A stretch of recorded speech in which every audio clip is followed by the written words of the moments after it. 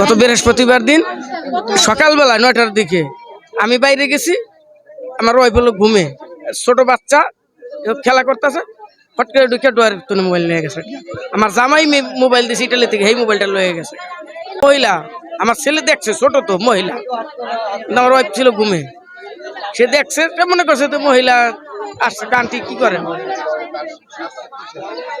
শাস্তি তো অবশ্যই চাই, শাস্তি হোক এরকম, যাতে একটা মোবাইল মানুষের অনেক নাম্বার থাকে, অনেক একটা কষ্ট করে একটা মোবাইল কিনে, একটা মোবাইল হারাই যাওয়া মানে বর্তমান যুগে সেই হারাই যাওয়া হিসাবে সবকিছুই উলটপালট হয়ে যায়। একটা মানুষ এখন মানুষ খুঁজে পাওয়া যায় না, মোবাইলের মধ্যে মানুষ খুঁজে পায় নাম্বার থাকলে।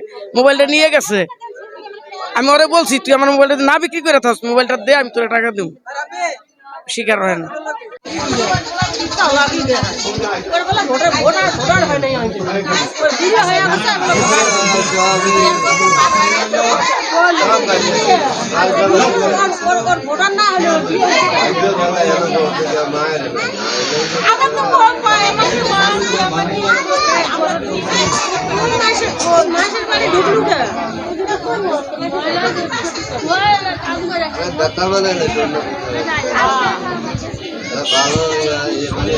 ওর চেহারা ফেস ওর গেটআপই বলতেছে যে ওইরকম টাইপের মেয়ে।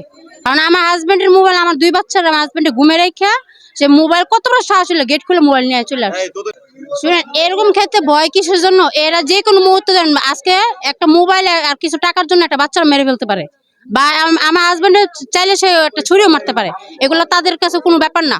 কারণ এই জন্য আমরা চাই সবাই সেফ জানিয়ে থাকে, আর এদেরকে আপনি ধরে যা শাস্তি মনে হয় সেটাই আপনারা করবেন, আর কিছু চাওয়ার নেই।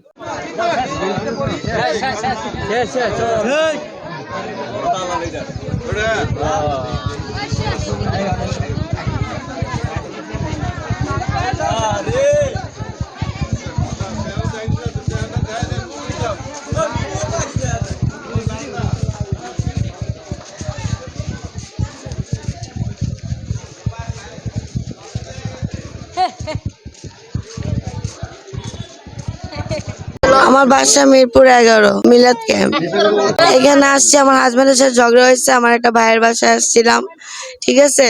তো ভাইয়ের বাসায় কাপড় চোপড় রাখা, আমার চাচাতো বোন থাকে এদিকে, এই লাইনের কথা বলছে, তিশা নাম। তো আমি আসছি এ বাসায় খুঁজতে, এ বাসার লোকজন বলতেছে আমি চোর চোর করে আমার আটকায় রাখছে। হ্যাঁ, লক করছি, আমি ঢুকে লক করছি। একটা লোক বলছে এখানে এই নামে কেউ থাকে না। তো আমি আবার আরেকটা রুমে যা জিজ্ঞেস করছি, এইটাই বলতেছে আমি চোর। আমি কিচ্ছু নেই ভাইয়া, আমি কিচ্ছু নেই। আমি এর আগে আসিই নাই কখনো ভাইয়া এখানে। আমার 2 বছর বেবি আছে একটা, আমার হাজবেন্ড আছে কাঠচুপির কাজ করে, বিহারি আছে। আমার দেশের বাড়ি কিশোরগঞ্জ। মোবাইল 3টা না, একটা নষ্ট ফোন আমার, আর একটা আমার ভালো ফোন, বেবি কার্টুন দেখে, আর একটা আমার ভাইয়ের ফোন আমি নিয়ে আসছি।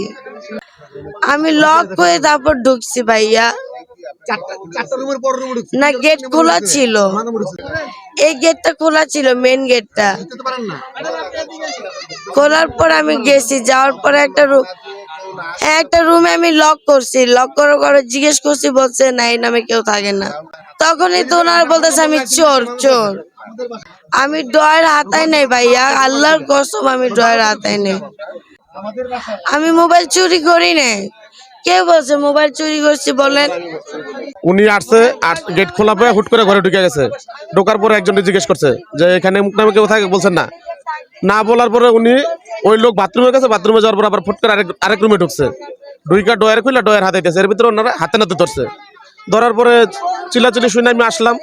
আসার পরে ওনার হাতে তো দেখলাম 3টা মোবাইল। 3টা মোবাইল যে গেলাম, এটা কার? কয় আমার ভাইয়ের। এটা কার? আমার জামাইয়ের। এটা কার? আমার। তো এটার নাম্বার বলতে পারে না। লক বলো, লকও বলতে পারে না। 3টা মোবাইলের একটা লক বলতে পারে না। পরে 3টা মোবাইল জব্দ করছি, একটা ব্যাগের ভিতরে পাওয়া গেছে কিছু টাকা, লাইটার, সিগারেট। আমরা সন্দেহ করে উনি নেশাগ্রস্ত, আরো উনি নেশাগ্রস্ত, এই জন্য আমরা সন্দেহ করে পুলিশে ফোন